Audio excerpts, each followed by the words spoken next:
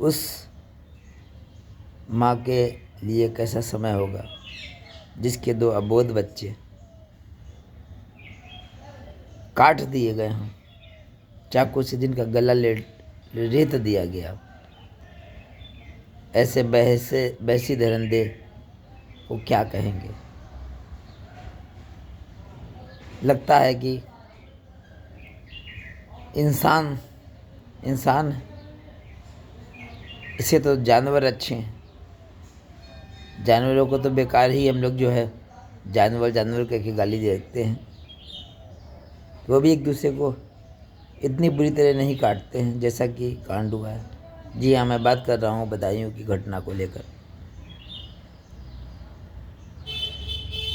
वो माँ बिलख रही है कि सामने एक बंदा आता है उसके पास, जो सामने जो है नाई की दुकान खोले हुए है। कहता है कि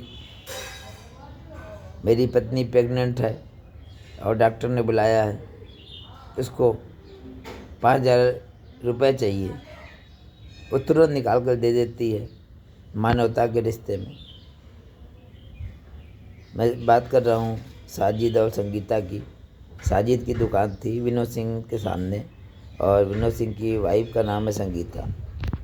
संगीता साजिद के जब उसके घर आता है बाल काटने वाला, क्योंकि काफ़ी समय पहले से विनोद सिंह और साजिद की आमने सामने दुकान है और संगीता के भी बच्चे वहाँ जाते हैं, बाल कटाते हैं, भैया भैया कहते हैं। तो जब वो आई उसने पति से विनोद सिंह से पूछा कि 5,000 रुपया मांग रहे हैं साजिद भाई।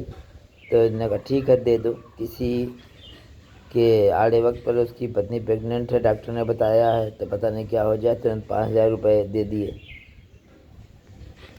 लेकिन कहानी यहाँ नहीं थी। अब साजिद के दिमाग में क्या चल रहा था, कितना फुल प्रूफ प्लान कितना हुआ, और ये भी प्रश्न है कि उसके दिमाग में कितना और भयावह प्लान हो सकता था। ये सब प्रश्न हैं जो समाज के दिमाग में हैं।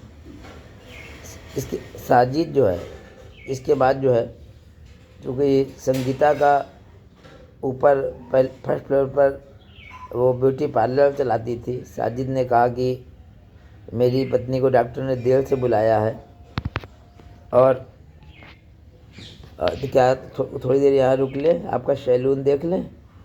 तो ऊपर सैलून संगीता की ब्यूटी पार्लर में गया ऊपर, और वहाँ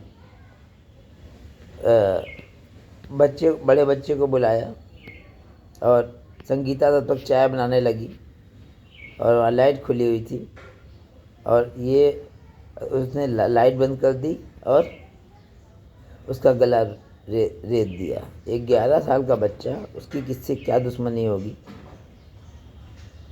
रेत दिया गला। उसके बाद पीछे पीछे दूसरा बच्चा गया जो 6 साल का था, उसका भी गला रेत दिया। अब बताइए, एक माँ जिसके सुबह 3 बच्चे थे और इस समय उसके पास जो है 3 में सिर्फ 1 बचा। और यही नहीं, साजिद जो वैसी धंधा यहीं रुका नहीं, और उसके बाद तीसरा जो बच्चा था आयुष, उसके ऊपर भी चाकू मारा। लेकिन बता रहा है वो तीसरा बच्चा कि क्या वहाँ कांच का टुकड़ा वगैरह पड़ा था तो उसके पैर में लग गया, उसको धक्का दे के भागा। नहीं तो शायद उनका कितना खौफनाक प्लान था तीसरे बच्चे को भी मारने का। और यही नहीं, घर में तो लेडीज़ भी अकेले थीं।